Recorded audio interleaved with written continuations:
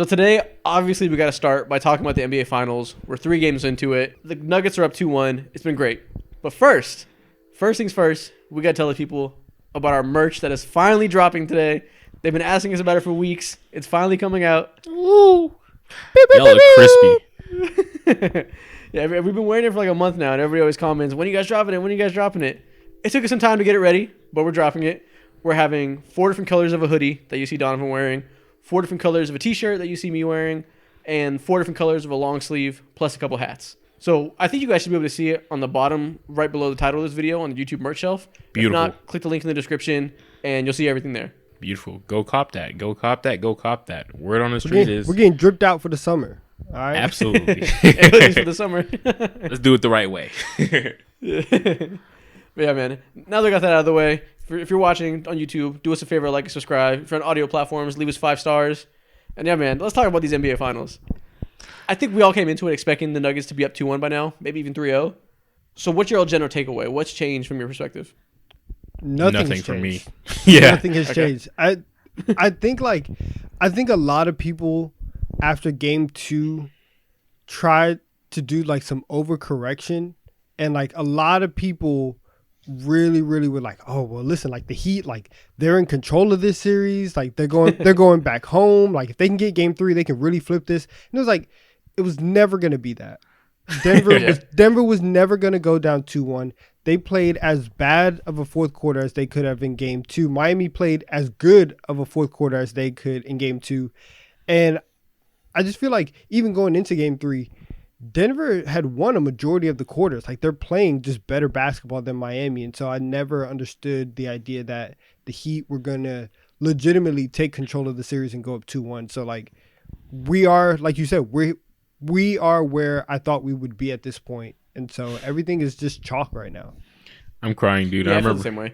Yeah, like looking back at Eric Spoelstra's post-game conference about like, or Ramona Shelburne asked him about a question. She asked him about her and his entire game plan of how to guard Nikola Jokic or whatever, and she basically said like the truth, I would say, or at least to the naked eye.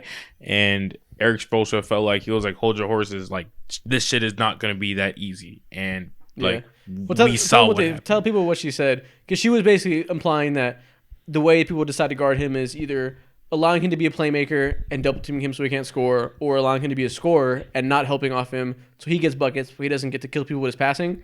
That's what she implied that they were doing. And Eric Spoelstra was like, that's bullshit. You don't know what you're looking at. You don't know shit about Untrained basketball. eye. I feel like that's a Hall of Fame slur right there. Not slur, but that's a Hall. Yeah, I mean, listen, the way Spoelstra said it, he meant it as a slur. All right, so God. Yeah. Untrained eye. Said, wow. It might seem that way to the untrained eye, but it's not that simple. You can't make him a scorer. He's too good for that. And I think what he meant by that, first off, there is something to that. Ramona Shelburne didn't pull that out of her ass. Yeah. There is something to you decide to double team him or you decide not to double team him. I think he was just being a bit of a dick about it. And what he meant was it's not as black and white as like let him score or don't let him score. It's more like the priority is not to let everybody else score. And he's going to do his thing regardless. But it's not about letting him score. I think he was being a little bit of a dick about the specific language. 100%. But what she said wasn't. She wasn't off topic that much. Yeah, it sounded like... I feel like the reason why he was a dick is because he may have felt like, oh wow, you think my job is that easy? Like he made it seem like everyone was like oversimplifying his job and all like the insane brainiac type of research and stuff that he does in the back end of things. So yeah, overall, that's facts. A lot of times people definitely oversimplify NBA coaching, so I can tell why he'd be a little sensitive about the topic. Yeah, exactly. But overall, like with this series, I think I said that the Denver Nuggets will probably win this. I had them in 6. I just feel like some way, somehow, Miami Heat will go ahead and win 2 games, but I don't think they got anything else after that. And even if it goes to a game 7, I'm still probably going to take the Denver Nuggets. But I still stay 10 toes down with my original prediction. This is going to be over in 6, and they're just simply like outmatched. You can only get so many good games out of Bam Adebayo, and also Jimmy Butler, who's been he hasn't been that good, and he's been mid. Yeah, he's been the normal Jimmy Butler. That ankle injuries, you could tell, has slowing him down a little bit. He's not 100%. quite doesn't have the burst he had in the first couple series. But let's talk about why they won a game. Because like Donovan said, a lot of people, their first reaction to them winning a game was like, oh, maybe the Nuggets are beatable. Because that's the first time the Nuggets have lost a home game in the whole playoffs. So a lot of people were like, listen, we've doubted the Heat for 4 series, and every time they prove us wrong, maybe they're proving us wrong again, and they can win it all.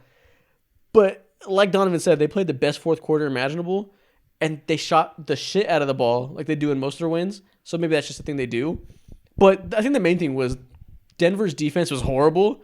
They were incredibly undisciplined. Yeah, they made the most mindless fouls that anyone like. You would think you're watching like you're watching youth basketball with the way KCP was flying around and just doing the most like insane things, and then also like MPJ. Yeah, exactly. And while like you're doing the crazy, you're just like not using your head on defense.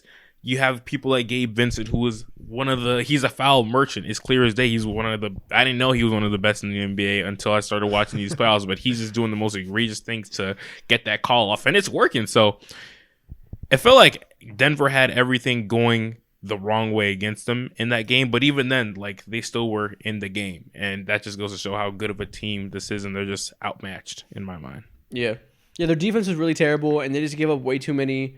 Like you said, KCP fouled 2 3-point shooters. Michael Porter Jr. was defending like rookie Michael Porter Jr., just no clue where he was on the court at any time. And the zone defense that the Heat like to run, that before the series started we talked about, just won't work against Jokic. It worked a little bit in game 2. Jokic had 4 assists and 5 turnovers. Like, they were able to make the Nuggets uncomfortable, mostly because Jamal Murray couldn't get going the whole game. It was like a C- Jamal Murray game. I don't remember his exact stat line, but it was nothing special. But these are all things that we're pointing to that, like, the Nuggets just played bad. Like, it wasn't a whole lot of, like, adjustments the Heat made from game 1. The big adjustment was starting Kevin Love, so Aaron Gordon doesn't have the big size advantage over Caleb Martin, but I don't think we think they won because Caleb Martin didn't start, right? Kevin Love wasn't the answer. Caleb.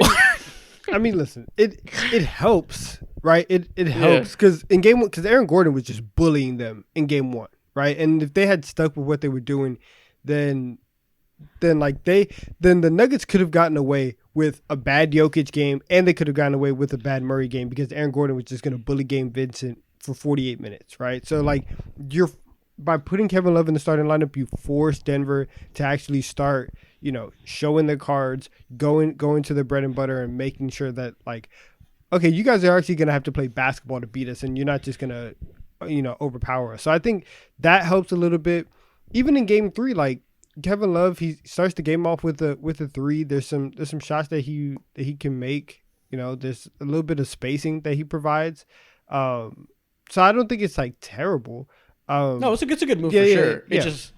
It's not like a checkmate that, like, people were, like you said, people were acting like after game 2 that he had like a much bigger chance than they thought they had before, and I just don't think that's the move that made that happen. You know what I mean? I don't think it low-key could have, but I think part of the problem that's not going to look that way is because Jimmy Butler is just off. Like, his ankle's cooked, and he had a good first quarter in game 3, but after that he didn't really provide much, and so it's like Bam Adebayo is the best offensive player that he have had this entire series, which is wild because if you told me coming into the series that Bam was going to average 23, he was going to be knocking down mid-range jumpers the way that he is, I would think like, hey, if he's playing like that, then maybe Miami might be up 2-1. But Jimmy Butler just hasn't been able to be playoff Jimmy, the guy that we lauded him for the first 3 rounds of the series, and it's really, really hurting Miami right now. Yeah, it's also because the Nuggets are forcing the Heat to beat them with mid-range jump shots. Mm-hmm. They're giving him that open every single time because Jokic is playing a huge drop and just like saying you're not getting to the rim at all. I saw a stat earlier that the Heat players are shooting 23% worse at the rim when contested by Nikola Jokic because he's defending his ass off at the rim as a rim protector because they're playing a huge drop. So all Bam has is those floaters and mid-range pull-ups. So when he hits them, cool, but it doesn't shock me he's hitting those because they're wide open and Nikola Jokic doesn't even put his fucking hand up most of the time. I mean, listen, we've seen Bam not be able to make shots wide open before. So like the fact that he's been able to come out and look as aggressive every single game and be able to take advantage of what Denver is giving him, that's a really big step for him, and it's a really good thing for Miami moving forward. They need to, whatever drugs that they be giving the horses, they need to give Jimmy Butler. Right, his ankle needs to be fixed tonight because obviously, like if they go down 3-1, the series is obviously over. There's no way they're beating Denver three straight, and they have to get it to 2-2, and they're gonna need Jimmy Butler to show up, even if he does what he did in Game 6 of the conference finals, where he has a terrible first 3 quarters, but somehow it's like an 8-point game in the fourth quarter, and Jimmy's like, all right, I guess I'll make a couple shots now, and shows up in the fourth quarter. Whether you need to like load manage him within the game, do whatever you need to, but there has to be some creation from him, and he can't just be a decoy the entire game. You know what you need? That sounds like you need Tyler Hero, man. Apparently his hand just gets numb every time he touches the basketball, so I think he might be cooked. He's done. He's done. He's not coming back. He's not coming back for Game 4. That was confirmed earlier today. He's still out. Yeah, he said every time he goes on the court and tries to get shots up, his hand goes numb. So, I mean, there's zero chance. They showed his hand. I think it was before either Game 6 or Game 7 of the conference finals, and he didn't have the wrap on, but it still looked swollen. His hand looked crazy swollen. It looked like discolored. Damn. Listen, I don't think it did anybody any favors by showing Tyler Hero warm up on the court, and so it's very clear that hand is not okay. Yeah, yeah, he would definitely help them, right? But I'm gonna assume he's missed so much time that even if he comes back, he's gonna be a shell of what you thought Tyler Hero would be. So I'm not even gonna think about that as an addition they're gonna have for the series. But to give Miami some credit, after we've basically been talking about how we still think the Nuggets are gonna win pretty easily, which that's the general takeaway. But to give them credit, I just love watching them play because we talked about how they beat the Celtics by just basically putting them under immense pressure all the time and forcing the Celtics to make decisions. And they didn't have a lot of playmakers, so they can't do that very well. But it's interesting how that style of play seems like it'll work against almost any talent level. Like the Heat are going to be in every game. They're so hard to blow out. Like granted, we just saw them lose pretty bad in Game 3, so maybe this isn't true. But the fact that the way they play by just making everything incredibly hard on defense and making enough plays and enough shots to keep themselves in the game to the fourth quarter, that's just a really interesting style of play that I wonder if we're going to see other teams try to replicate going forward. I don't know. Try to replicate? No. I don't think it's trying to replicate. If you cannot play like the Miami Heat, right? Like if the Heat wanted to play better basketball, if they wanted to make more shots or do stuff like that, like obviously they would try to. This is what we've seen from the Heat is them pulling together every asset that they have, playing a little bit above their means because they've shot like 50% from 3, like 4 of the last 7 games or something stupid like that. It's nuts. The shot making from the Heat has been insane in this playoff run. And so if you want to say, yeah, every team in the NBA would love to shoot 50% from 3.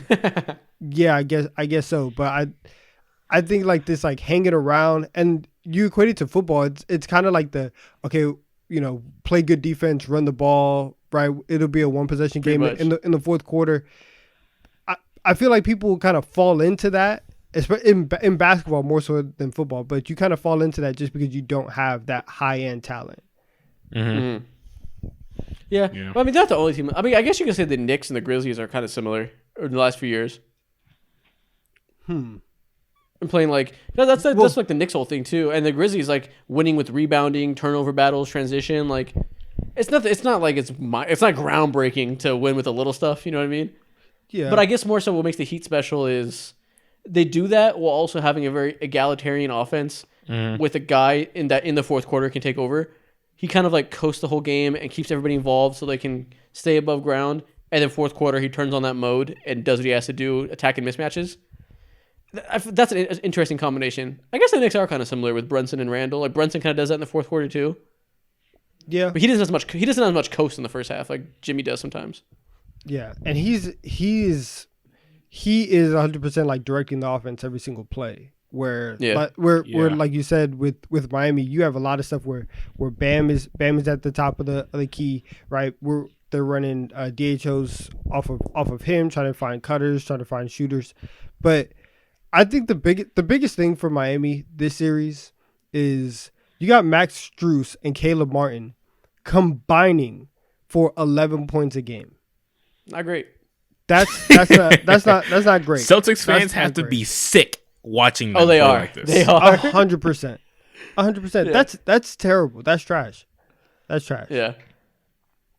I follow a lot of Celtics fans, and they are very upset. They're like, they got hit with the voodoo, black magic, power of friendship, Caleb Martin performance. This must be the other Martin twin playing from the Hornets, bro. Because there's no way like this is the same dude who was literally giving Jason Tatum buckets in a Game 7 and also Game 6 throughout the entire series. So, like, the only ways I imagine the Miami Heat coming back and making this series interesting again. It's still interesting. I hate that I said that. Oh yeah, it's making great this basketball. series like it's basketball, but giving the Denver Nuggets a serious run for their money and like stepping up to the plate. As if of course like Donovan alluded to earlier, if they hit hella threes, that's just like their go-to thing throughout this entire postseason run. They are hitting insane shots. Gabe Vincent has been ridiculous, and Caleb Martin and Max Strus and all them guys. It's either that or Jimmy Butler has to like actually come to life. And I don't know if either of those things are attainable because as time has gone on through this postseason run, like both things have been tanking slowly. So Yeah, I think they just Josh may be Hart, cut. man. Yeah, Josh Hart exactly. destroyed Jimmy Butler's ankle. Oh my god, bro, get out of here! Motherfucker. Exactly, but someone who Let's talk about. Mhm. Go ahead. No, you go ahead. You go ahead. Okay, I was gonna say let's talk about the team that won Game 3. Yes. Let's talk a little about the Nuggets because Man, after Game 2, like we said, they lost mostly because their own mistakes and their own lack of effort on defense and playing the worst possible game they could play for finals intensity. But Game 3, we saw the best version of this Nuggets team that has us confident again they're gonna win the series. yes, Bro, not only did Nikola Jokic have 30 points, 20 rebounds, and 10 assists, Jamal Murray had a 30 I was gonna triple-double. mention the exact same thing. Since I didn't catch the game in live time last night or whenever it was. Yeah, last night. I had to rewatch the game, and I noticed while I was watching these games, like, damn, like this dude Jamal Murray's kind of diming shit up. Like, why? Like, and I go ahead and I look at the stats. He's averaged 10 assists each and every game so far in the NBA Finals. And there was this one play specifically to where he was about to get doubled closer to the half court line. He was like 30. He was like 30 feet away from the basket, and he went ahead and jumped in the air and kind of did a double clutch shot, but he ended up swinging it to, I think, the rookie. What's his name? Brown? To Brown. Braun. Yeah, Braun. And Brown. he Brown, it looked like don't call him Braun. it Brown, looked like he was apparently. going to swing it to Jokic, but he double clutched it and swung it. And the ball looked like it kind of had a curve. Maybe I'm tripping, or maybe I don't know, but it was an insane pass that he made to him, and that's something that a lot of people didn't see in Jamal Murray's game earlier in his career. And so just seeing him take major strides and leaps and be like a legit like secondary star to Nikola Jokic is insane. And this is he just got his rep officially in the NBA, and there's zero chance that he doesn't become an all-star next year unless he's like ass. Oh, for sure. unless he's injured again. Yeah. But you're 100% right. The big two takeaways from last night is, once again, everybody realized Nikola Jokic is one of one. He is Of course. one of the most talented offensive players I've ever seen. One of the most skilled big men. Whatever all-time thing you want to put on it, he is that guy. People are saying like he's our generation's Larry Bird, whatever. Like there's comparisons flying around.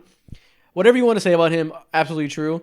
But Jamal Murray is not just like the skilled point guard that's there. If he comes back healthy, they can make a run. He's a legitimate second star that is not as important as Murray, not as important as Jokic, but man, it's damn near. Like he is super vital to this team. Yeah, he's important to them in terms of just like amplifying what the Denver Nuggets are good at and how they should be playing. And he makes Jokic's life so much easier because Jamal Murray's easily one of the most aggressive guards in the entire NBA. He's always looking to, for the most part, get his shit off. That was his thing coming into pause. But that was his thing, getting out of Kentucky and stuff like that. So for him to make these type of strides, huh? I said That wasn't a pause. You didn't even need to pause that. That's not what Isaac did. I felt like whatever. Regardless of the fact, dude, this dude Jamal Murray, he is, I think, quite literally the greatest playoff riser in NBA history. I think I saw a stat that said he his career average in points per game in the regular season is like 17 to 18, and in the playoffs it's 25.5. That's an insane jump. Yeah. That's an insane leap, 1 to none. It's nuts, man. Shout out to him. What's it called? Listen, it's what's crazy, and like I think my takeaway from the Nuggets game 3 win is a little bit different, and I think it's they still have another level to go to. Through 3 games, I still don't feel that the Nuggets have played a complete game, and I feel like coach. I feel like that's just like coach speak. Like after every game, every coach is gonna tell you whether you win or loss. Oh, we have another level to go to. Denver actually does. Michael Porter Jr. hasn't been great this series. He shot 1 for 7 in game 3. Trash. KCP 2 cans was of ass. That's what I'm saying. KCP was 1 for 4. Bruce Brown was 1 for 5. They still have a lot of their key guys who haven't shot well. And so for game 3, I saw that more of, okay, Jokic and Murray are picking up the slack for everybody, and like they're on and they're doing their job. If they like in game 4, I think that at least one of MPJ, KCP, Bruce Brown, one of those guys is gonna have a good game offensively. And at the bare minimum, if they can stop fouling 3-point shooters, which it seems that one of the 3 does every quarter. They are fouling 3-point shooters like nobody's business. That's probably why Miami is staying in each of these games, because they're getting a free 3 to 6 points every quarter. But those guys, if one of them can go off, I think Denver easily beats Miami in game 4. I think that they already will beat Miami in game 4, but they could have another blowout win. Yeah. It's interesting you say that those role players are struggling and they still won by 20, because that just shows their depth. Because Christian Brown just took over and just decided the third quarter was his quarter, or maybe it was the early fourth quarter, and he just was attacking off the dribble, defending his ass off, getting turnovers. Like, when you have the ability to have Michael Porter Jr. and KCP and Bruce Brown suck, like you said, and you still have role players to give you contributions, and they're good role players, like you're like 6 players deep at that point. That's incredible. We're not even Christian Brown's watching he's basketball right now with the Nuggets, it feels like. Christian Brown's their 9th best player, and he's taking over games in the fourth quarter. That's ridiculous depth. He's a rookie. That's insane. Yeah. Shout out to their scouting team, man. God damn, they're elite. Yeah. And it's so funny because, like, it really just comes down to they need 2 players to go off next to Jokic. Jokic is never going to have a bad game. It's impossible. All he does is eat. You just got to have one of your star-level players do well, and then one of your role players. Yeah. Game 2, they lost because Jamal Murray wasn't on shit, and none of the role players were. Game 3, Jamal Murray was on a lot of shit, doing crazy, and Christian Brown took over. That's all you need. Yeah, the formula is very simple. So I think I'm happy, though. I think we're all in agreement that we all think that Denver is going to win game 4, right? I don't know game to game, but I know Denver's going to win the series. Stand on something, Isaac. He never want to pick. Lame. That's what I'm saying. What do you mean? I just said Denver's going to win the series. I just told you. Man, who's going to win the next game? I asked the question. Is Denver going to win game 4? Yes or no? That's a yes, one. Sure. Okay, yes. Thank you. Yes, they're going to win. Thank you. Mo? All right. I think Denver is going to lose game 4. Do I truly believe that? No, not anymore. Wait, but I'm only saying that because I have to stay 10 toes to my original prediction. If they're gonna win a game, if Miami's gonna win 2 games, they're gonna win a game in Miami. 0 chance they win again in Denver. Like that's I just don't envision a world in that happening whatsoever. So I think this is they already won one in Denver. Not another one. They're not winning another one. Winning fair. 2 in Denver is crazy as hell. Yeah. Yeah, whether they win one more game or no more games, I don't care about how fast Denver wins. I don't have a strong prediction that way, but I would bet a lot of money that Denver's going to win the series. If they do go ahead and win this series, man, oh man, if I'm a star player, I am salivating over the opportunity to go ahead and go to Miami because, like, that's literally picture perfect. Even though, yeah, like, you know, they have pieces, quote unquote, they're clearly, like, one of the worst. I hate to say this, but they're not up there when it comes to best Eastern Conference teams over the last few years or best NBA Finals teams over the last few years at all. They're probably the worst. Hey, I don't know, man. I mean, no, but they keep making it. So it's yeah. So like, At a certain point, we have to reevaluate what makes a good team in this conference because they've been to 3 conference finals in the last 4 years, 2 NBA finals. Like, at a certain point, they are the best team in this conference. Like, you can only ignore results so much. That is true, but holistically thinking, comparing all the other teams that have made the Eastern Conference Finals or came out of the Eastern Conference over the last few years, I'm pretty much taking, the other team over this current Miami Heat squad. I'm taking like the 2020 Miami Heat over this team for sure. Why? It's just like the same team. Tyler Hero. Tyler Hero's not dead. He'll be here next year. We're talking about next year. Tyler Hero's going to be there. Yeah, I'm dead. But yeah. Actually, which team is better? I think I'm taking Bam is a lot better this year. Yeah, the only difference in 2020 is Jimmy was healthy and Tyler Hero was there. But like Gabe Vincent's here now, Max Strus, Caleb Martin. Like, I think this team's probably better when healthy. I think Caleb Martin. Listen, he had a very good 7 games, right? Yes. Caleb Martin, like I said earlier, he's averaging 5.3 points per game. He's showing us why he got cut. This is why. This is why. Well, listen, Gabe Vincent wasn't here in 2020. Gabe Vincent is nice. No, Yeah. I like Gabe Vincent, but there's a lot of other guys. I might take 2020 Duncan Robinson over. Wow, we are in the weeds right now. Man. I think I'm taking 2020 Duncan Robinson over this version of Duncan. He's the same player. People just know how to guard him now. Exactly. The element of surprise is gotcha, right? Gotcha. I'll take that. I'll take Jay Crowder because he was a little bit more playable than Kevin Love. Yeah, they had some. I think 2020 was a good Heat team. Yeah, Jay Crowder's a good reason to pick that team. Man. Yeah, man. I guess we can move on. I guess. Well, I don't even know if we're gonna have a chance to talk about the series again before it ends because we do once a week. The series might fuck around and be over by this time next week if they win in 5. True. Congratulations to the Denver It will Nuggets. It will. You are the 2023 NBA champions. Congratulations. God, doesn't it suck that Nikola Jokic is not finna have? Imagine if you actually won MVP this year, he would have easily like one of. Don't get me started. I know it's okay. You can. Don't get me going. You can put your swords down. It's okay. Bro, we got robbed of one of the all-time 3-year runs you've ever seen. Yeah. Ridiculous. Which, granted, it's just an MVP. It doesn't even fucking matter. This is just as impressive. He still had the same season. Yeah, But exactly. It sucks because that's the type of stuff that matters when you talk about the game 10 years from now. Yeah, And it would have been such a strong on-paper argument. Okay, question. So, assuming that Miami does lose this series by the time we record this again, where do you go next if you're them? Let's save that for next week when they actually lose. We'll have plenty of time to dive into that. Okay. Let's save that.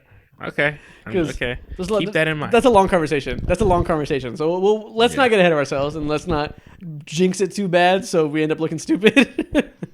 I'll stand on it. The Nuggets are winning this series. There's no way Miami wins this series. The NBA Finals are here, so get in on the Heat versus Nuggets series with Underdog Fantasy, the best and easiest way to play fantasy sports online. All you have to do is hit higher or lower on your favorite or least favorite players' stats for the night, and it's super simple to use. You can play it on the app or you can play it online, and if you sign up today using promo code TD3, Underdog Fantasy will double your initial deposit up to $100. That's free money that you can use to make more entries all throughout the NBA Finals. So again, sign up today using promo code TD3 and get playing with Underdog Fantasy today.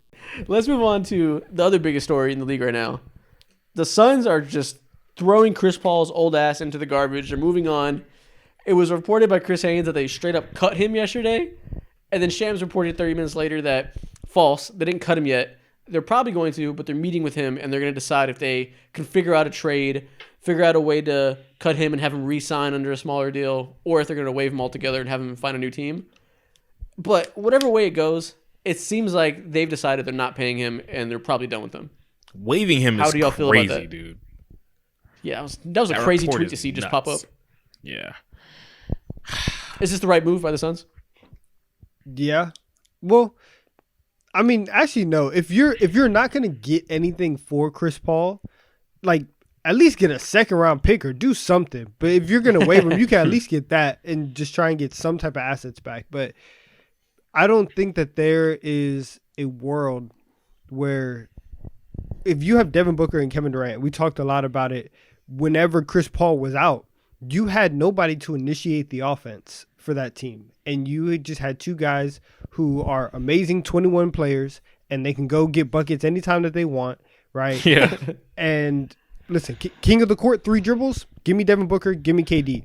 But in a 5-on-5 playoff series, I need a distributor. I need somebody to set up the offense. And even though that Chris Paul gets hurt every year, it's still nice to have one of the greatest basketball minds on your team.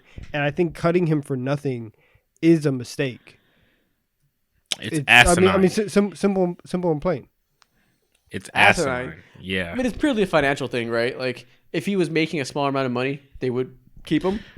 And I think they would trade him if they could, but nobody wants that big contract. So, yeah, if they could find a trade and get value, great. But it's like they tried, right?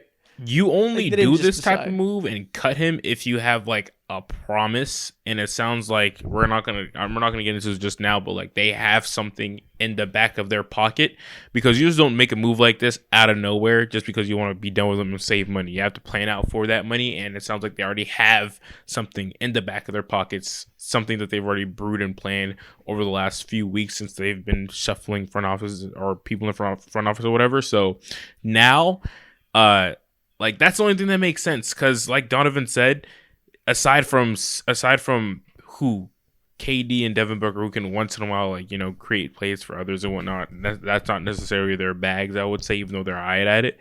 Like there's no other than that, and also like finances, like there's no real way to make this make sense, like. Yeah, but what's the you said there's probably a promise of a person they're going to get to replace him. Who? KD does not want to play with Kyrie again. Why would he? Kyrie just fucked him over several times. Hell no. Fred VanVleet? Is that a Fred VanVleet sign and trade maybe? It's Harden. Sounds like it's Harden. I don't know, but we'll get to Harden in a little bit, but we're seeing a lot of reports that he's from Woj that he's torn between Houston and the 76ers. He not torn. I don't. He not torn. He knows where he's going. He's coming back to the city. He's coming back to Houston. Yeah. That's happening. I mean, see, there's always a chance he's going to Phoenix, but it doesn't seem like it's a strong possibility. I feel like I view it as they have to be comfortable going into next year without Chris Paul and with no replacement. The only way you can do that is if you're okay with the outcome where you have nobody to replace him. And that's kind of crazy, isn't it? That doesn't sound like something Matt Ishbia would go ahead and co-sign and approve, though. Like, if you're going to be hella aggressive and trade for KD and then backhandedly lose someone who's not like one of the greatest he's not the greatest point guard right now, but one of the greatest point guards of all time, and you'll be fine with letting Cameron Payne cook. It's like, dude, what are we doing at this point? Why even trade for KD if you're good? It doesn't make sense to trade for KD if you just plan on letting CP3 go and having Cameron Payne rock. Like you're promise you, literally. Campaign is not going to be rocking like that. I hope not. He's not. What this shows me though is not only that they are like they're done with Chris Paul because of the finances. DeAndre Ayton is out of there. He is the biggest. He's the biggest asset that they have, and I think Phoenix understands that they need a point guard, and you saw in last playoffs they were able to get a little bit more out of Jock Landale than they were able to get out of that's so sad. Out of DeAndre Ayton. You go ahead, you trade Ayton, you get yourself a point guard back that can actually play and actually stay healthy, and then you will find replacements and filler guys at the center position and just try to fill out that center. Like who though? I think it's important to have a point guard, but I think it's also important to have a big man too. And I feel like it's easy for us to say like find another point guard. Find another big. Bismack Biyombo was giving them minutes, but Bismack Biyombo a couple years ago was giving them minutes because they had a really effective Chris Paul leading it, and it's really easy when you have that point guard there. But if you don't have Chris Paul, it's a lot harder to just like find filler bigs, and you're gonna need a big when you have KD and Devin Booker as your best players, because that's not the pillars of a strong defense there. I mean, yes, but if you have KD and Booker, DeAndre Ayton is useless if you don't have a point guard there. He's third on like the offensive depth chart right there, and it's not if you are running post ups for DeAndre Ayton and he's not a great passer out of the double team if he starts getting going. So I don't trust him to find Book. I don't trust him to find KD. I don't trust him to create offense for himself like that. He's been at his best in Phoenix, and partially because like just Phoenix took off around this time, but when him and Chris Paul are running that pick and roll, that's when he's been at his best. If you take the number one thing away from him, I don't know what he's going to be. And it's kind of the same situation that you're talking about with Chris Paul, because DeAndre Ayton is also making too much money for what I'm asking him to do. So I'd rather pay somebody $30 million because their role is probably a little bit more valuable than what DeAndre Ayton is right now. He's too talented to be the third option and be getting that much money to just be So he has to go. What does that look like though? But I don't know what route you can go that you end up with a decent big to replace him plus a point guard. Like Marcus Smart, you are a Phoenix Sun. DeAndre Ayton, welcome to the Boston Celtics. Al Horford, you are a Phoenix Sun. Yep. That would be kind of hard. Yeah, the only problem is Robert Williams and DeAndre Ayton is a war crime. Yeah, exactly it is. But Robert Those Williams two together, needs to be scaring me. Yeah, I just don't know what deal is out there. Like, do they want D'Angelo Russell? Hell no. I mean, listen, probably not. But if you're paying D'Angelo Russell, or not even if you are not paying D'Angelo Russell $47 million, it doesn't look too bad of an option. So I would consider it if I were them. I know he was trash in the playoffs, and that He always is. Yeah, but guess what? Chris Paul is also not there. So like, do you want somebody there, or do you want Cameron Payne running your offense for 82 games no. for 82 games and 2 months? No, they need to find a way to get Fred VanVleet. I don't know if that's a deal that's a trading for DeAndre Ayton type thing. Maybe that makes sense for both sides. But they probably don't need to give up Ayton since Fred VanVleet's a free agent. It'll be a sign and trade. They probably don't have to give up that big of an asset. They just have to give something back. But I would love Fred VanVleet to be a Chris Paul replacement. I think that'd make a lot of sense. He'd also make a lot of sense as a D'Angelo Russell replacement, but that's a conversation for another day. D'Lo is just... The other side of this, where do you want to see Chris Paul go if they end up waiving him? I'm mad because I know this ends up with him on the Lakers. 100% ends up there. I know. I don't like it, but the very easy answer is get him to Boston, give those guys an actual point guard, and let's see what they can do.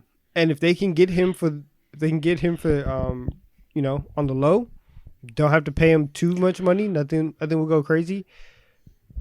I think that's the best move for them. You trade one of the guys, either Smart or Brogdon or White, get some more assets back, and you're cooking. So if he gets cut, is Chris Paul going to sign for the veteran minimum? That's so man. No, not for the minimum. The Lakers can give him their non-tax mid-level exception, so they can pay him a little more. But a lot of teams, contenders, can't give him anything more than the minimum, or maybe the biannual exception, which is like fucking $4 million. So like, is Chris Paul going to be okay with just being like because once you start being a minimum player, there's really no going back. Yeah. Listen, man. Apparently the 4th and 5th grade kids are talking crazy. So he's gonna have to do what he has to shut them kids up. So Let me ask you this. Does he have one more Cinderella? How much is Chris Paul worth? Ooh, that's a great question. Like, is he worth? Okay, is he worth a minimum contract? Right, that's a good deal. 100%, yes. Is he worth a mid-level exception, which is about $10 million? Yes. Is he worth $20 million? That's tops. No. $20 million is not a lot in modern NBA. Like, yeah, that's tops though. I can't do it. For a player who's consistently injured and he's old as shit, that's tops. Well, okay, for the Celtics, yes. For everybody else, that number may vary. The Celtics have a very, very clear problem, and it's that nobody knows how to dribble on that team, and nobody knows how to pass to anybody. And Chris Paul can do that. So, like, he fits what they need perfectly. He's worth $50 million to them, right? Damn. If we're talking about the rest of the league, that's on a varying scale. What about like the Spurs? There's a lot of Spurs fans want him to come in, run that pick and roll at Wembanyama, and kind of give him that like veteran mentorship on a rebuilding team. I wouldn't hate that, honestly. I'm not trying to see Chris Paul go out. That is gross. No one wants to see him in San Antonio. Is it? Why? Yeah, He's just like let Trey Jones cook, man. No one wants to see that. Like, yeah, it's like cool and all that, but bro, I don't know. Chris Paul, Devin Vassell, Keldon Johnson, Jeremy Sohan, and Victor Wembanyama with Trey Jones as your sixth man. It's kind of cool. I kind of like that. You're at that point though. You're 27 games. Let's go. Yeah, and also on top of 27 games, you're asking Chris Paul's daughter to go ahead and be homeschooled at that point, bro, because you're not winning no ring with them anytime too soon. You're supposed to reverse this damage. The point's not to win. The point's not to win a ring with that though. At that point, he'd be deciding that I'll take, because they're gonna give him a lot of money, right? If they want him, they can offer him like $25 million for 2 years because they have a fuck ton of cap space and it doesn't matter. So they could just say, hey, come run this rebuilding team and help mentor Wembanyama to come be our next star. If I was Chris Paul, that'd be kind of cool. He probably wants to win a ring, so he won't do it. I would run from that. If I'm Chris Paul and I have basically everything that I need in my resume, in my trophy case, outside of an MVP, which is not going to happen at this point, but the only like attainable trophy is the Larry O'Brien trophy. Get me somewhere where I can win that. So if you are Orlando, if you picked in the lottery with your own pick this year, do not call my phone.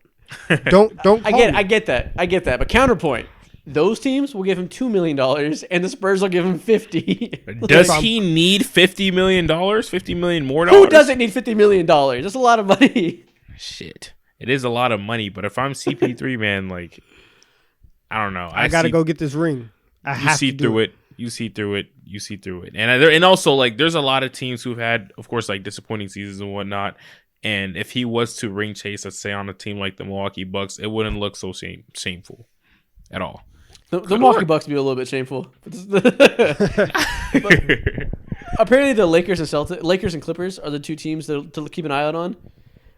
Oh, him on the Clippers. The Clippers with these hilarious. wash point guards, bro. That'll be hilarious.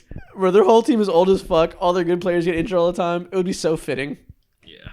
Nah. No one wants to see Chris that. Paul. Chris Paul needs to go. If he makes $2 million from wherever, take $500,000 of it, put it on an NFL parlay, get your money back that way, right? Make your money up somewhere else, and then go get that ring. That should be priority number one for Chris Paul. Yeah, bro. Go play with LeBron. He'll put you in a movie. He'll put you in Space Jam 3, and you'll be cooking. Exactly. Oh man. He'll put you in. He's gonna remake another old comedy. LeBron and Spring Hill are gonna remake like Are You There Yet or something. That is gross. I'm just following it. They already did House Party. They're gonna do another cult classic soon. Oh That's my God, terrible. bro. Space Jam. Dr. Doolittle. Space Jam. I could see LeBron as Dr. Doolittle. Ew. Wow. Ew. I didn't say he'd be Dr. Doolittle. He'd just be producing it. No, I can see LeBron as Dr. Doolittle. That's crazy. Yeah, that's insane. Wow. The moral of the story is Chris Paul is so Time out. Do we have to personally fund this movie to get made? Like, I see it in my mind now. I need it. Well, if they go ahead and click the link in the description, and also right below, is it below the above the YouTube icon? They might be able to go ahead below and the title. Yeah. Look at the description. You'll see our merch there. Yeah, and we can go ahead and get this thing funded ASAP. Got some nice embroidered logos for you guys. Some soft blanks. Yeah, exactly. Need it. I have a question for you guys, though. For 2 seconds, can we talk about the whole Kyrie thing that randomly dropped the day of the finals, I believe? Sure. Or the day before the finals? Sure. Yeah. What did I see on my screen? 2 seconds. You're going to get exactly 2 seconds out of this. If you guys don't know, there was a report that from Shams that straight up said Kyrie Irving has contacted LeBron James about playing for the Dallas Mavericks. Not the Dallas Mavericks are trying to sign LeBron James. Not LeBron James wants to go to the Mavericks. Kyrie has contacted LeBron James. That was the report. Not even that, right? Because all that means has contacted LeBron James, right? All that means is that Kyrie called his phone. We don't know if LeBron picked up. Right? LeBron could have saw Kyrie as I'm not I don't have time for this right now. Like of course Kyrie would want LeBron to be where he's at. He's like, listen, I just got here. I don't really feel like moving again. can you come do me a solid? Like I was, you know what I'm saying? Like I was wrong back there in Cleveland. But it's just like, it's a non-story. It really super is a slow non-story. day, bro. Is Woj telling me that people really don't care about the NBA finals like that, bro? Because I don't remember the last time I've seen a more unimportant, this is about nothing tweet in my life, or at least over the last like 3 years, bro. Yeah. So obviously LeBron is not going to the Dallas Mavericks. It doesn't make sense for numerous reasons. The Mavericks have no assets to trade for LeBron James. I would make the Lakers blink. LeBron, why would he want to go there? Why would the Mavs want him? Because LeBron, Kyrie, and Luka is a disgusting combination that makes no sense on paper, in 2K, in reality, anywhere. No defense to be seen. No anything besides passing and scoring. The question I have now is, who leaked this and what is their agenda? Kyrie leaked it just because he was bored. He was probably still hurt that LeBron didn't pick up his call. And he just wanted to put some pressure. He just wanted to see, like, hey, like, does everybody else think that this is a good idea, or is it just me? That's probably that has to be it. You know who probably leaked this shit? This probably the fake ass story coming from Mike Malone, so he can go ahead and brew his disgusting narrative. Well, no one's talking about us. Hey, no one's talking about us. That's probably him. When did Mike Malone why is he from New York in your impersonation? That was a crazy accent. I feel like it's either got to be. I'm walking here. So there's two options. Either Kyrie leaked it, and why? I guess just put our Brian Windhorst hats on real quick. Why would he do that? Maybe because he wants to. Maybe he plans to leave the Mavs, and he leaked that to show that he tried to find a way to make it make sense. That he tried to get the Mavs to get LeBron so he could stay, but it didn't work out. So he exhausted options, and now he has no other option but to leave for competitive reasons. Or LeBron leaked it because he wants the Lakers to know that him and Kyrie are talking about playing together in any way, fashion needed. So they better trade for him, or he'll pick up that phone call and go to the Mavs. But if LeBron leaked it, it would have been a little bit more substantive. And then just Kyrie contacted LeBron. But that's what he wants you to think. That's why, because he doesn't want it to be so overt. He wants the Lakers to be like, would LeBron go? I don't know. Maybe we got to trade for this Kyrie fella. This is the longest 2 seconds of my life. Let's move on. Nobody gives a shit. Kyrie's staying with the Mavs because they're going to give him the most money. And LeBron is going to be a Laker still. Yeah. Next. Do you guys want to talk about how Damian Lillard needs to learn how to shut up? Yeah, let's do it, bro. I'm joking, but Damian Lillard is doing the same thing he does every year now. I'm playing. But Damian Lillard is doing the same thing he does every year, where he goes on all these radio shows and stuff, and everybody keeps asking him about if he's going to request a trade or not, and he just eats it up and tells people nonstop, I want to stay. It's all about competitiveness and blah, blah, blah, blah. But now he's telling everybody that basically he believes the Trailblazers can make a competitive team next year by trading their current assets, and if not, then they'll have to have a conversation about his future. He's been saying it nonstop, like 3 times in the past 2 weeks on 3 different shows. I've seen so many options of potential trade place destinations. He wouldn't like it to be in Boston. Yeah. If Miami Heat won the finals, he would not consider going over there. It's like, bro, no one asked for real. People who are you probably told them, hey, ask me this question real quick. I'm glad you said this. He specified in the interview that he wants to go to Miami, but not if they win the championship. Just to let everybody know that he'll play for a team, but not if there's too much running from the grind. If it's too easy, I don't want it. And today, Chris Haynes, famously a Damian Lillard mouthpiece, he reported that under no circumstance would Damian Lillard play for the Celtics. Why is this being put out there? Who gives a shit?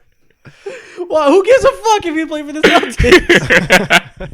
It's so random. No, it's just comical. Damian Lillard wants his lore and his legacy to just be everything that Kevin Garnett gave up in the second half of his career.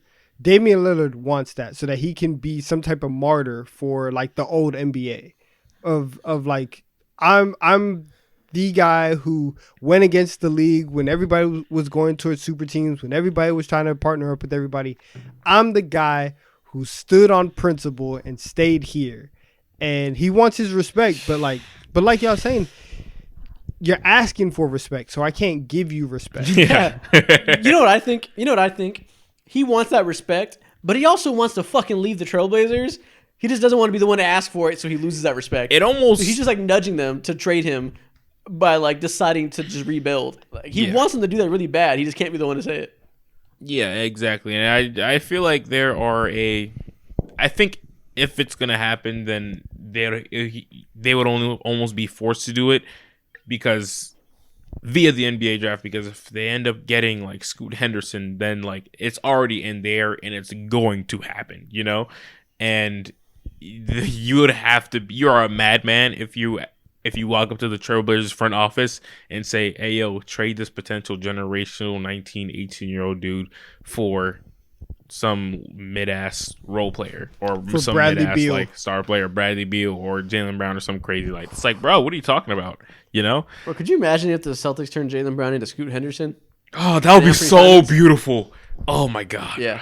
God, that Yeah, would be man. insane. But basically, Damian Lillard just... One, I guess we could say it's not his fault because people keep asking him about it, but he doesn't have to give interesting answers every time. He's answering in a clearly calculated way to try to... whatever agenda he has where he's trying to move, he's doing it through these interviews, and it's annoying as hell because he won't stop. See, he's doing the same thing that like LeBron's been doing for years now, except like LeBron's about that shit, and he will leave, and no one ever believes Damian Lillard, and so he's just full of cap all and every time. Yeah, man. I don't Doesn't care work anymore. like It's probably that. our last time we talk about Damian Lillard rumors until he finally is close to being traded. You know what rumors we should Remember talk about? What? Which ones? James Harden. We'll give this another 2 seconds so we can move on to TikTok time. Yeah. But yeah, it was reported that by, I think, Shams yesterday that James Harden is currently torn between returning to Houston and staying with the 76ers. Listen, man, I don't even want to talk about this now we're talking about it. I don't fucking care. He can go back to the 76ers. He can go back to the You Houston. think I James don't Harden's care not anymore. moving the needle regardless of wherever he goes? No. No. Damn. No. Not for these two teams. He's not moving the needle for these two teams. Listen, I hope he goes to Houston just to accelerate the Joel Embiid trade request that's coming inevitably. Ooh. guys, did That's you guys a hard part. That's a listen, hard episode. Listen, James Harden has been since Christmas, the happiest day of the year. Right? It got leaked out of James Harden's camp that he said, "I'm unhappy here. I want to go back to Houston." Like he doesn't want to be in Philly after the last 2 years. I don't think that they really want him there either. He took less money and was kind of like upset. He was kind of upset that nobody lauded him for taking less money. Let the media know that. And I think at this point, James Harden is just going to say, like, I'm going to go get my X amount of dollars. I already gave up $15 million. I'm going to go have fun. And I'm going to play on a team that needs a point guard and that needs scoring and that needs veteran leadership. And I'll go ahead and be all those things in a city where, like, the Rockets don't really matter like that. And they're not getting Wemby. So, like, I don't know. James Harden, like, I'm rambling, but James Harden, like Isaac said, does not move the needle for either of these two teams. And so for him, this is kind of him recognizing that. And so he just wants to have fun. So he's going to go back He to just wants to Houston. have fun. That's the best way to put it. If he does go Valid. goes Fuck over it. to You're not going to win a championship. Your best days are behind you. Go vibe Yeah. out in Houston and like your life. Do you- Go for it. that's a tough pill to swallow, though. Like, you gave up so much money so they can go ahead and get scraps and sign your guys, Daniel House and It wasn't PJ that Tucker much and money. all that. I mean, $15 How million. much money was it? 15. 15, 11 No. million dollars, something like That's that. some bread. That's some bread. Never mind. That's a good amount of money. That's some bread. Yeah, exactly. But also, So, they didn't lose because, like, the guys that they brought in, we talked, Daniel House was trash all year. he got Right. He didn't play. Exactly. They launched an investigation over Daniel House. He didn't play. Man, bruh. I don't care about James Harden right now. Let's move on to TikTok time. Let's do it. It is time to get these TikToks off. As always, we're going to start with the draft. This time, we're going to do a draft with only players who won 3 rings or more. I This is told you tough. guys before the show how this is going to play out, and I'm 1,000% confident. I've been thinking about it for the last hour. Who my first pick is going to be. I'm not. I'm not. Right. I don't know. Okay, we'll see. First pick is Donovan, then Mo, then me. Yeah, you guys know what's up. Yeah. Let's draft NBA lineups with only players who have won 3 rings or more. Let's do what you got, Donovan. I'm gonna start off with some versatility. Give me LeBron James. Boo. What? You got LeBron? Damn, I gotta pick that. Give me that MJ dude. God. It's a little bit of MJ. Yeah, I guess I'll just have MJ. Whatever. The horror. Obviously, I got Steph Curry. Yep. Give me Shaq. Say And it. after that, I have Kareem Abdul-Jabbar. Okay. Ooh. Okay. Kareem Abdul-Jabbar. Okay. Yep. That's nice. Okay. Give me the best center ever and maybe the best point guard ever. I don't know. Okay, cool. I like that. Go ahead and give me Tim Duncan. Okay. Okay. Wow. Why do you look like someone slapped you? I was just shocked. I didn't think that Shaq was gonna be here for me. Give me Shaq. Yeah. Wow. Okay. And then I mean, it's Tim Duncan and Kareem. It's like totally no, usable. I know. I thought Shaq was gonna go earlier, so that's fantastic. Oh yeah, give me Shaq. Give me Kobe. Damn, you're LeBron, Shaq, and Kobe? Fuck. Okay. Cool. Yeah, that's fucked. Okay. This is over. Go ahead and give me is Larry Bird still on the board? Yeah, give me Larry Bird. Okay. Damn, I hate this draft. I should have picked Shaq. Yeah. Oh, this draft sucks. I got. You know what? Yeah. Ooh, no, I'll wait for that. This is tough. Okay, give me Dwayne Wade. That's Cool. Good. That's good. Oh, I have You another got- pick. Yeah. Mm-hmm. Dwayne Wade. Then for my 3, give me Scottie Pippen. Nice. Solid. Nice. Okay, so I got MJ, Larry Bird, and Tim Duncan. Cool. So, sheesh. I need I need 2 guards. So, for the sake of spacing, go ahead and give me Klay Thompson. You suck. Give You me Klay. suck. Yeah. I should have Yeah. picked Clay and just assembled the Warriors. Yeah. Okay, that kind of changes the strategy a little bit, but Bro, we're Donovan's okay. about to win. Oh my god. Huh? You're about to win. This is ridiculous. You're about to Yeah. draft the craziest team ever. I know. Okay, give me. Yeah, we'll do it. Give me Magic Johnson, Oh my god. Oh my god! and then I need a 4. I need a 4 to close this out. All right, yeah. Give me Dennis Rodman. This man Donovan built the best team you can imagine. This is ridiculous. Yeah. Oh my god. Okay. No spacing in sight, but ridiculous talent. Yeah. I'm just gonna show some love to one of the greatest French players of all time, Tony Parker. One of the most underrated, mid-range shooters. I need that on my team. Okay. You know what? Listen, Donovan has the most talent. I'm going to build the best chemistry. Give me Draymond Green to pair with Steph Curry. Cool. That's good. You still getting you still getting ran with him on the court, but go ahead. That's it. That's a draft. All right, That was a quick one. Yeah. All right, so I have Donovan. Steph Curry. we did our research. Yeah. I have Steph it's not for me Curry, to do research. Dwayne Wade, Scottie Pippen, Draymond Green, Kareem. I got Tony Parker. I got Tony Parker, Michael Jordan, Larry Bird. Hold on, no. I'm missing someone. I got Tony Parker.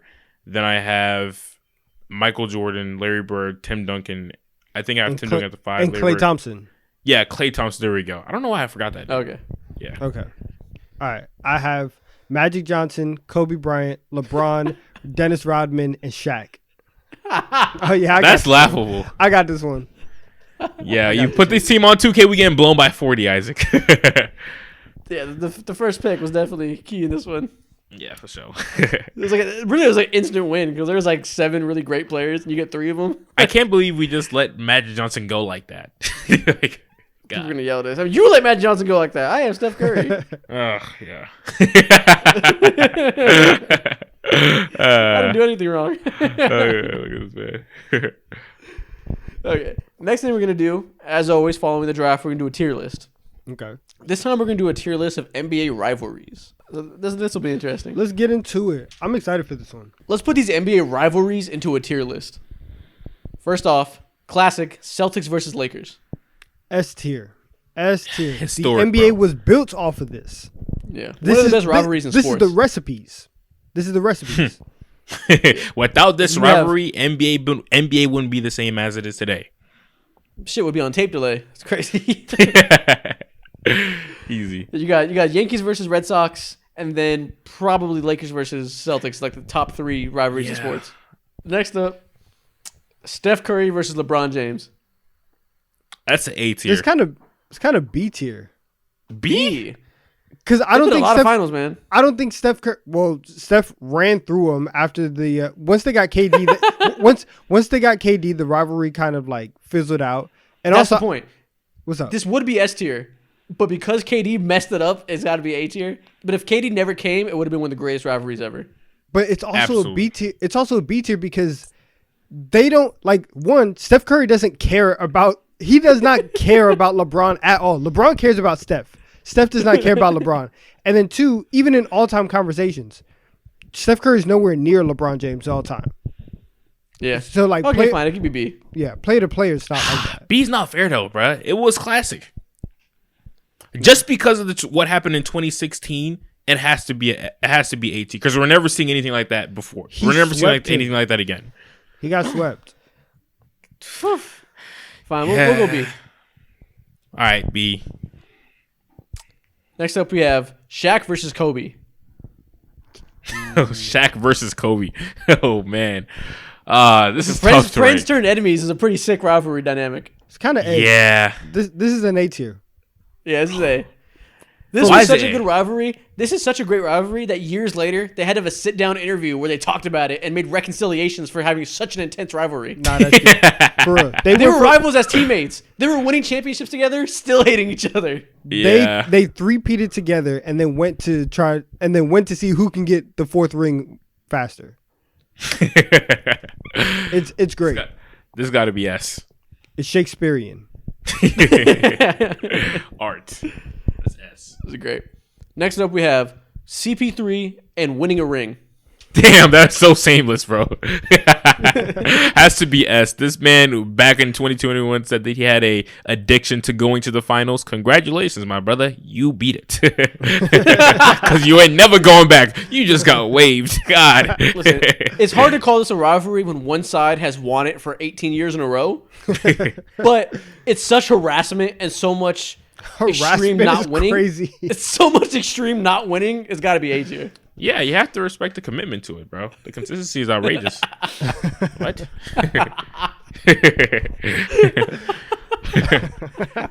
This is crazy. What's the next one? Next one we have Celtics versus Heat in the last 5 years. This is A tier for real. This solid, is, bro. This is A tier. They've met in the conference finals like 5 times over the last 10 years. This is great. This is great stuff. They Yeah, actually Jason have. Tatum versus Jimmy Butler is legitimately a really cool rivalry these days. Yeah, you're right. So what is this? Is it A? Probably B. It doesn't have Okay, the good B. all-time. Yeah. It doesn't have the all-time ramifications, so it can't be super high. But it's a good rivalry. I'm saying Yeah, it A is a good because rivalry, I'm saying but- A because a lot of times when they've played, a trip to the finals has been on the line. True. A is fine. What do you think, Mo? I really Yeah, I think it's a B tier because even though it's like amazing, it's not poster boy worthy, you know? You're right. This is not it's no headlining CP3 NBA. versus rings, so it can be B. Yeah, B for sure. Back to back game 7s in the Eastern Conference Finals? What are we Great. talking about? We're deciding on who's going to be the loser in the finals. Whatever. Yeah, it's not moving me like that. It's solid though. B. Y'all are tripping. All right, next thing we got. We're going to do a video where we talk about which NBA player would you rather let date your daughter? Woo! I'm scared. Hey man, take This my is daughter gonna to be the content. baseball players, please. I am scared. This is going to be great. All right, so Which NBA player would you rather let date your daughter? This is gonna be crazy. Yeah. Kyrie Irving or Kyle Kuzma? Give me Kyrie. What? Kuz? The Instagram boy? What are you talking about? What are you talking about? You said Kuz? Kuz is out here nearly about to be wiped out with Winnie Harlow. He's been treating her well. You want your daughter with a guy who thinks that the earth is flat? Kuz got blonde hair, bro, and he be out here for real. No, I don't want Kuz. He's an LA boy. Are you kidding me? No. If my daughter's with Kyrie, I at least know that she's going to be giving in some capacity. Sure, she may be a little dumb. Terrible it father. Is what it is. You're a terrible father. Bro, what are you talking about? You're comparing Kyrie Irving's insane shenanigans to Kyle Kuzma dressing funny. Yeah. What are you talking Keep about? Kyrie the fuck away from my daughter. Yeah, no, Kyrie, bro.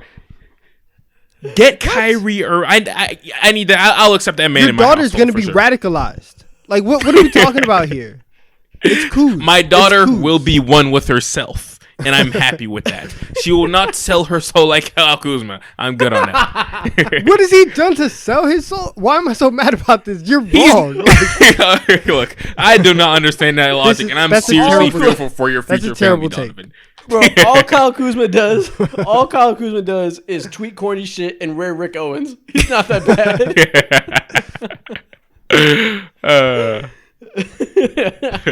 You're terrible. Next up, you're crazy, Mo. No, I'm not. I'm sorry. I don't know what it is about Kuzma. I just can't do it. Next up, Duncan Robinson versus Austin Reeves. Give me Duncan Robinson. He's gonna have my daughter right. He's gonna. Get my daughter home at 8. He gonna have her at home by 6:30. I need Duncan Robinson. Yeah, I need Duncan Robinson, bro. He's podcast guy. He's straight up with his basketball skills. Duncan, yeah. He's hella studious. He has a passion side project in podcasting. You might gotta hella go Duncan. studious. Yeah, bro. He don't complain. None of that, bro. He just yes sir, and he does it, bro. Listen, Austin Reeves is in LA. He might be a little wild on the low. We really don't know with LA Lakers players. Fact, Duncan Robinson has that heat culture in him. He's respectful. Oh, he's a grinder. Yeah, he's for real. Yeah, exactly. I feel like Austin Reeves is low key a demon, bro. Especially with what he did over the playoffs, bro. Saying I'm him and all that stuff. Get that man away from my daughter, bro. He has too much white boy rage. He be screaming a little too hard for me. Yeah, exactly, bro. I'm good on that. Seems like a good kid, but get away from me. Next up, Kawhi Leonard versus Damian Lillard. Dame. We just talked about it, but Dame's loyalty off the charts. So I will take Dame Lillard over Kawhi Leonard. I don't know. Damian Lillard might be a little too scarily loyal. He might be a little obsessive. He's a little toxically loyal. Yeah, exactly. Like if I know my daughter will be much better off without you, then I might have to say Kawhi Leonard, bro, because he ain't gonna say too much. If you cool, then you cool. If you're not, then he's gonna leave. Listen, I trust my daughter. I want my daughter to be able to talk to her partner, and Kawhi Leonard says no words. Okay. Bro, I don't know. Damian Lillard is like. He might have Stockholm syndrome with something. What if my daughter is just like a bad vibe and she's not good for Lillard? Lillard just will never leave. It might be in his best interest to stay away. Yeah, exactly. See, Isaac is for the team. He has a broad vision. Donovan, you're selfish. Next up, Zion Williamson versus Ja Morant. Woo! Crazy. Low key, hear me out. I think I'm going Ja Morant. At least I know my daughter will be protected. Okay.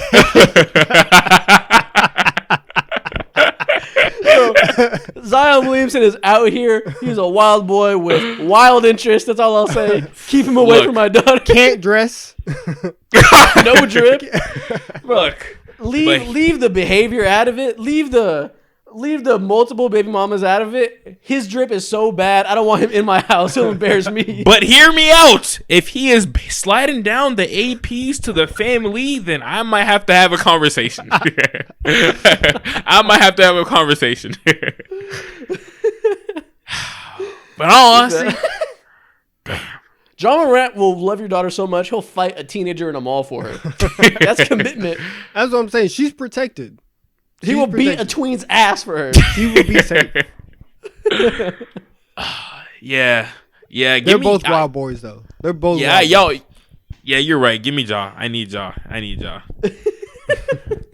Ja. Zion might not even be there half the time for my daughter, bro. Anyways, he's so absent, bro. He's gonna be an absent father if my daughter gets pregnant, bro. He's just nowhere to be seen. It's like, what's going on? Zion is gonna start generational trauma. Yeah, bro. That's hilarious. God. Right. No. You're so unhinged with that. Like, when in your brain made you think this will be a good TikTok? I thought of it and I was like, engagements. Yeah. Oh God. I have a demon on my shoulder. Yeah. All right, next one. Nikola Jokic versus Giannis Antetokounmpo. Oh, you can't lose with this. They're both great guys, but I might have to go Giannis because Jokic, he be gone for real. He has no motion. He has no drip. I don't know. Listen, Giannis. He might love his horses more than your daughter. Yeah. Giannis. Dang it. Listen, Giannis is kind of freaky on the timeline. That's all I'm gonna say. Right? You're a little too freaky out in public for me. Right? I'm not trying to see all that, but. Give me Jokic. Yeah, Giannis has the vibes of someone who didn't have a lot of girls growing up. So once he gets married, he has to like talk about it a lot on Twitter. That might be a red flag. You know what? Nikola Jokic wearing his wedding ring around his shoelace is just timing because that's the most wholesome thing I've seen in the last I don't know how many years. What a guy! Yeah. He'll take your daughter horseback riding. She'll be touring Europe with tasting all the best food. She's gonna be in Serbia. Exactly. Like she's not gonna be in Milan. Like she's gonna be on a farm in Eastern Europe, man. She's gonna be lost. And you know what? You gotta remember though, his brothers affiliated. You don't talk about protection. True. Bro, that's true. She'll be eyed everywhere. That's true. Them boys are bulletproof, bro. And on top of that, Nikola Jokic, she can move through the Balkans with ease. Nikola Jokic be moving with hella passion. He be kissing his teammates, bro, and I love that. So give me him, bro. I need him next to my daughter at all times. Going off the rails. What are we talking about? He be kissing his teammates on the side of the cheek. Did you see that video where he saw Monte Morris? Bro, he looked like he saw Jesus on the court. His mouth dropped. He was like, "Oh my God, bro, it's Monte Morris. Relax." I'm dead. I need that wholesomeness. This is amazing. I need that wholesomeness. This is gonna be the best TikTok ever. Next one. My fucking eyes. I'm crying again. This is the baby pictures all over again. If you're watching right now, I need you guys to like, subscribe, drop all the comments, and grab some merch, please.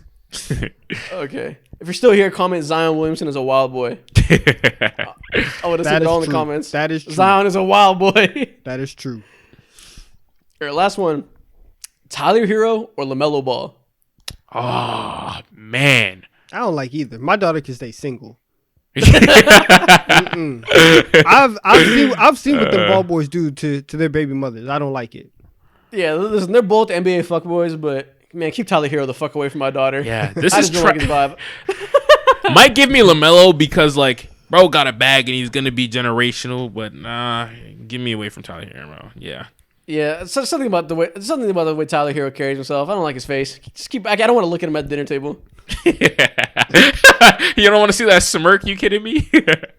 God no. He's gonna walk in here with his black scent, pretending he's from the hood when he's from Wisconsin. Keep him away from me. LaMelo wins by default. Yeah, easy.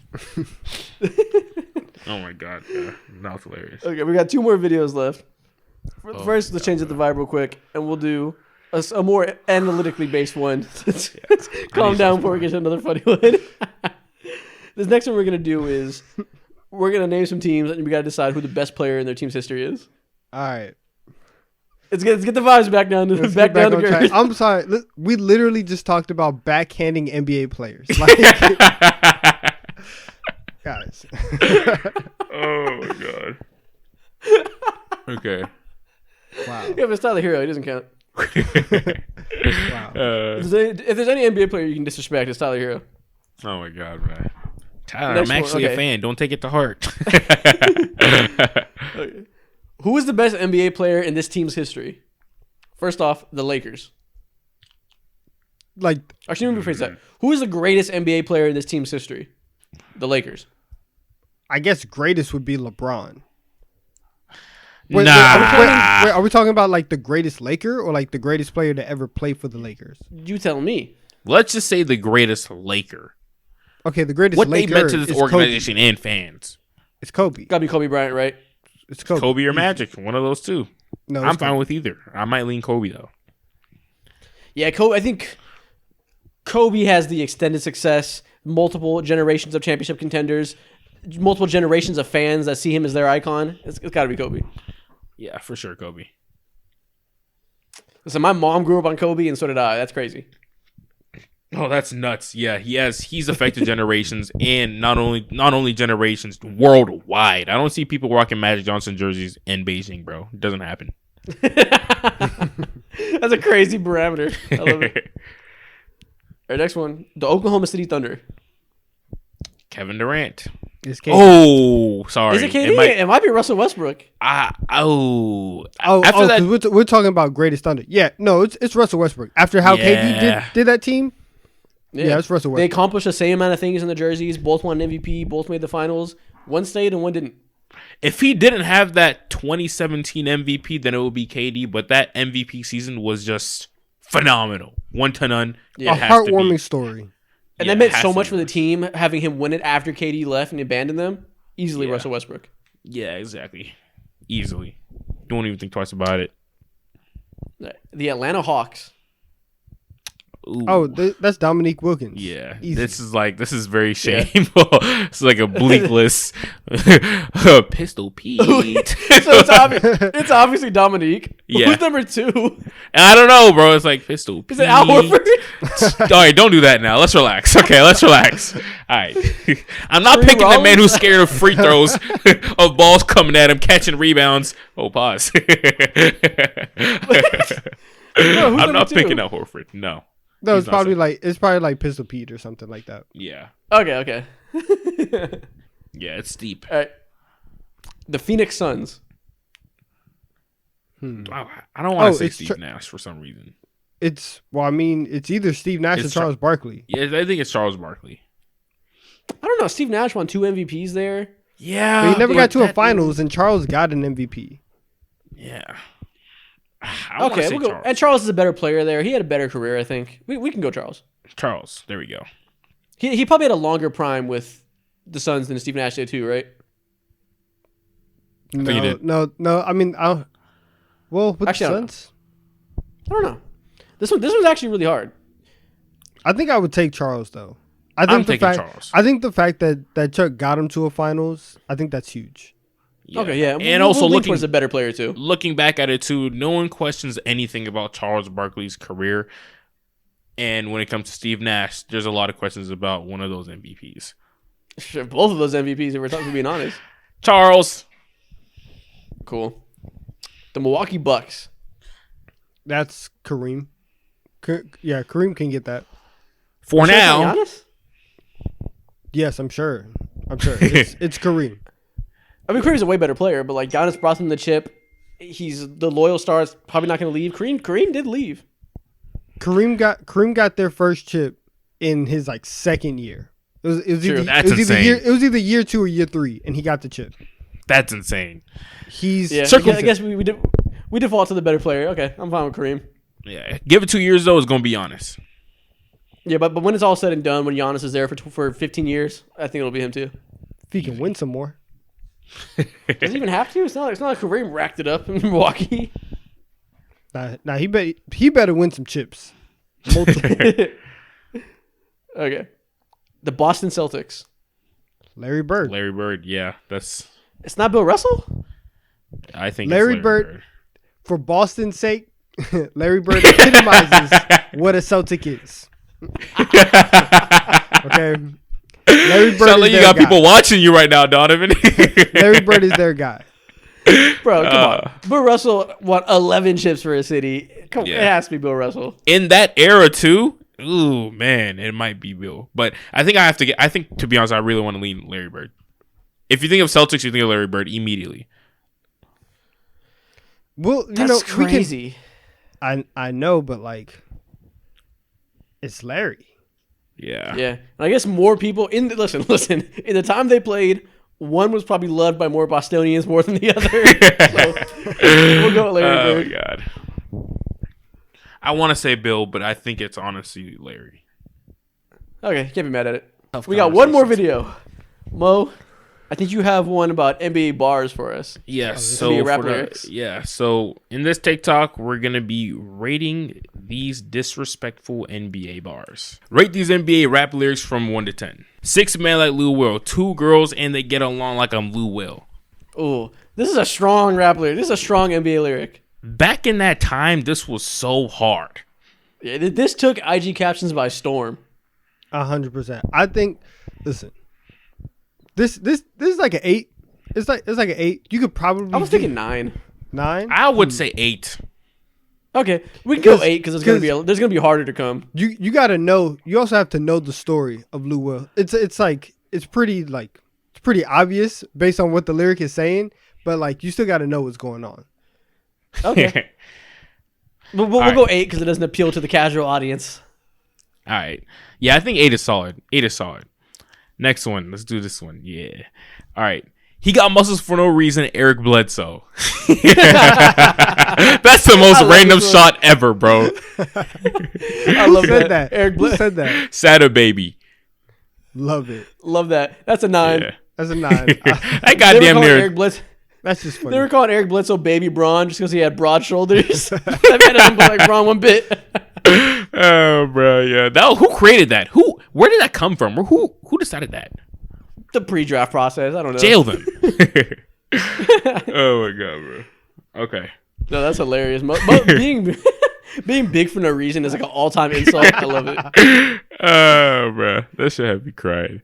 All right. Fourth quarter yelling, "Why the fuck Batum in?" Instant classic. This was a freestyle too. This is not an official song. That has to be an 11. All-time That's freestyle 11. bar. That's 11. The rest of the song, mid as fuck. But this Terrible. bar, perfect. He saved it. That's I've never seen the most random NBA player like Nick Batum catch this type of stray, and it's so accurate too. That's the scary And it was part. so genuine. You see it in his face. Why the fuck Batum in? Like, he was pissed. He was sick of watching this dude. Oh my god, bro! Yeah, that shit was crazy. Okay. All right. Hoes get fucked and sent home early, just like the Clippers. Oh. God! Freddie 10 out of Gibbs 10. is crazy. 10 out of 10. Anytime we can anytime we can disrespect the Clippers, I'm here for it. 10 out of 10. Sent home early is crazy. Freddie Gibbs, disrespectful once again. That's what he's known for. Facts. All right. Old dude's unreliable like D-Rose knees.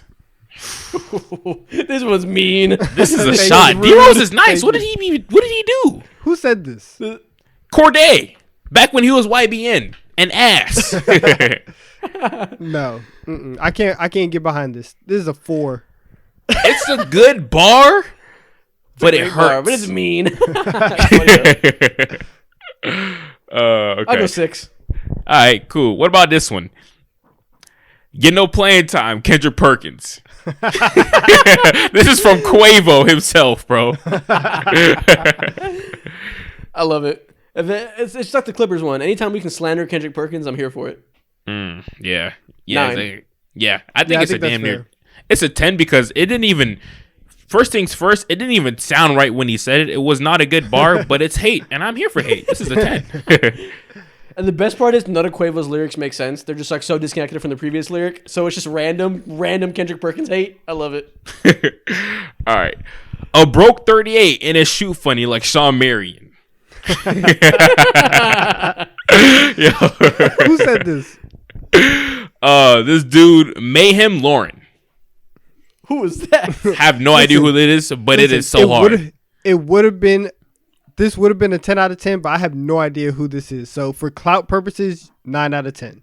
Yeah, I love that. That's a good like NBA deep cut. Talking about Sean Marion's shooting form, ball for real. This is a 9. Fucked the thought with the headband on, Jared Dudley. This is an ugly 10. bar to me. It's so mean.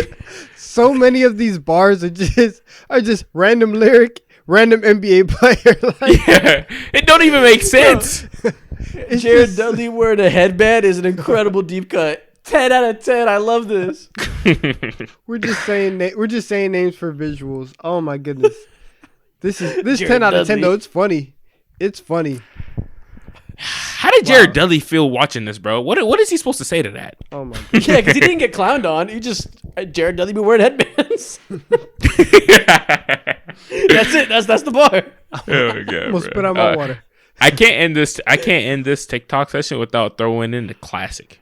This is not a classic, but I can't end it without throwing in Babytron, bro. Treat his dumbass like Draymond. Hold on, give me a second real quick. Treat his dumbass like Draymond. Okay, let me get it here. All right. Treat his dumbass like Draymond. Can't avoid the tech. He That's is clever. masterful when it comes to putting these bars together. That's actually good. Shout out Babytron. Yeah, that's a legitimately good bar. Can't avoid the tech. That's a good bar. Yeah, that's solid. hard. That's hard. That's This easy one a 10 out of 10. This one isn't just funny. This is like lyricism. This is serious. That's I know. a This pen. kind of That's a has pen me right there. fearful. This man respects his craft. He's not just throwing names in there. He's doing Yeah, poetry. Yeah, exactly. When he throws out these NBA players' names, he does it with intent. This shit means something to him. Exactly. Hall of Fame his ass. Easily, actually, Hall of Fame his ass when it comes to dropping NBA names. You a worthless fella. You ain't no athlete. You Sean Bradley. Who is Sean Bradley? Ooh, Is that a center? Disrespected. Yeah. Yes. Yeah. Sean Mad Bradley's tall. like a 7'4" guy that got dunked on a lot. Damn. Yeah. Yeah, in this song Again, here, this Jay is just Z mean. snapped, and he snapped on so many people, bro. Yeah, this one's mean. Sean This one's Bradley mean. is known for getting dunked on a lot despite being huge. Known for that so much that people are saying he's not athletic. That's crazy. That's a good bar. Yeah, What is this? and What is this? 8.5, 9? I think this has. It's not a This is 10. 10. This is I want to 7. say 10 because the song is a 10, and also this bar was smooth too with how he said it. Has to be a 10. No, I said this is a 7. This is cool. 7? Yeah, this is cool. All right. Back I'm cool it. with that. Bro, all hell's gonna hate you, Isaac. They gonna hate you. They don't. Yeah. Old heads don't watch this. We're good. Yeah, and I think that is it. Nice. That's the episode. If you're still here, drop us a like, subscribe, check out the merch shop. It's linked below. And as always, comment Zion Williamson is a wild boy. Peace. See y'all.